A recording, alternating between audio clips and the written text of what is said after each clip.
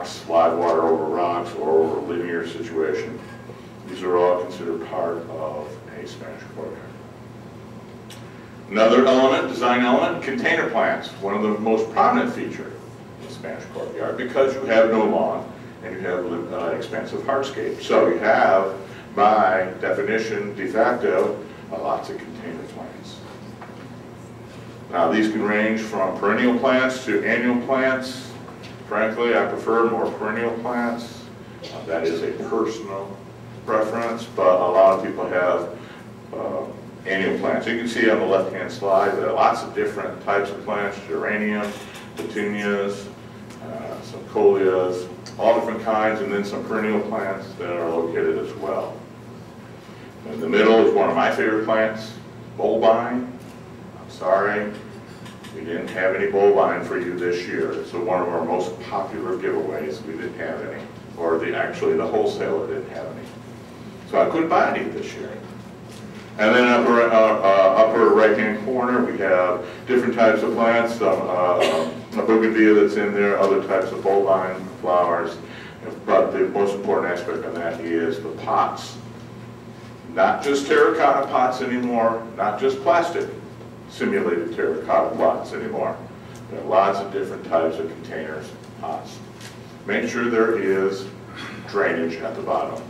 Always make sure there's drainage at the bottom. And I say that because I was buying a bunch of pots one time, very colorful looking things, and then all of a sudden, after buying about 3 or 4 of them, I looked down and I went, where's the hole? There was no hole.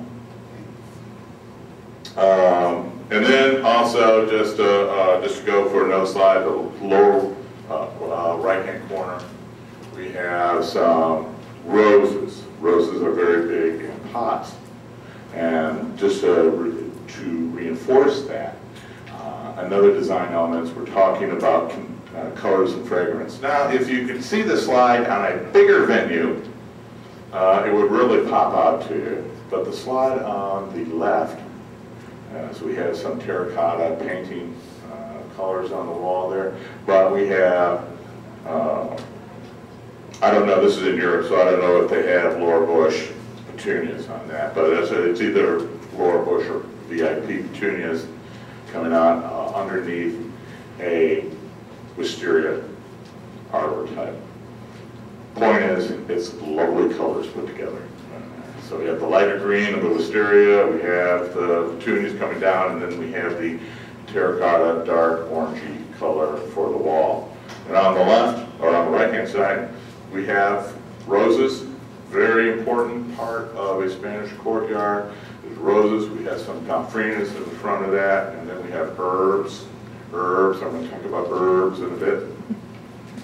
And then some more roses. So we have wisteria color. We have the petunias, normally known for color, but also, frankly, petunias stink. But some people really like the odor. Not scent, odor. And then we have roses in there with the herbs. Very important, talking about vibrant colors as well as fragrance. I put this slide in here also. We have another common feature of Spanish courtyards is where we do have beds, they're often small and you need some filler plants.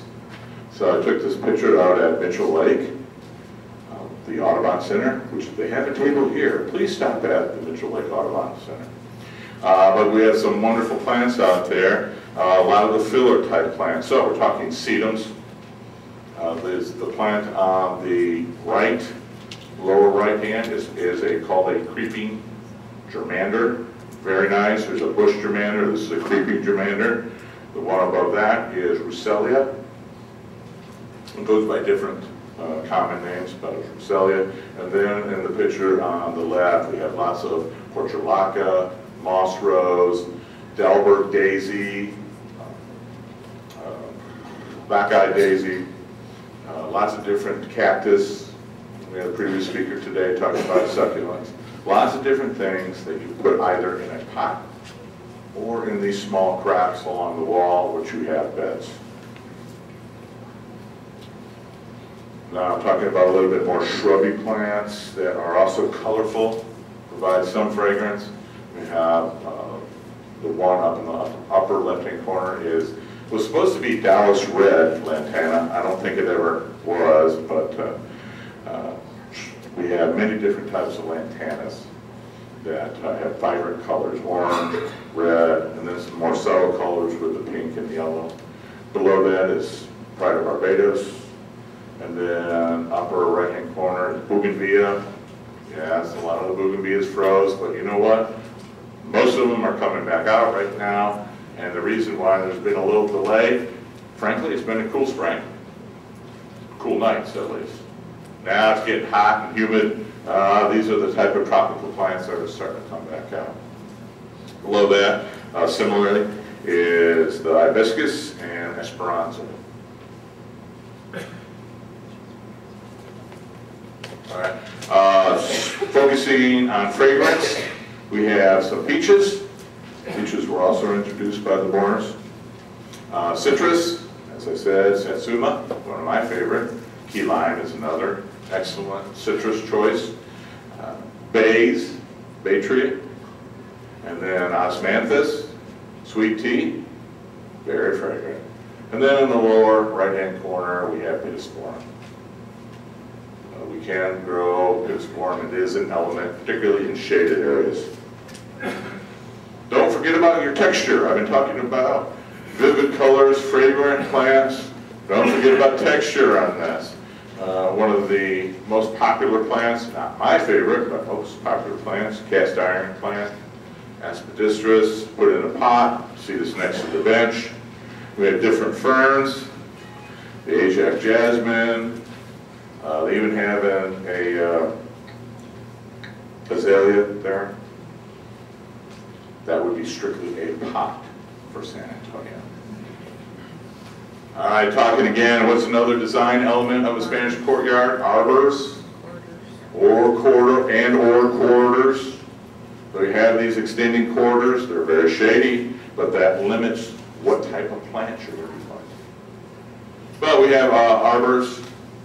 We have the grape arbor that you can use, or you can have create an arbor using one or more different types of vines. I just have the hyacinth bean on the top there with the coral honeysuckle. Other ones are trumpet vines, crossvine. Crossvine is very popular. And then don't forget shade plants because of your orientation. If you have a courtyard, there will be shady at some point of the day. Remember those shade plants. Variety, one of the ones we're giving out today. Bad-faced Kufia. This is kind of one that's, you have it for about 3 or 4 years and then it kind of just dies on you. I don't know why, but it is one of my favorite plants.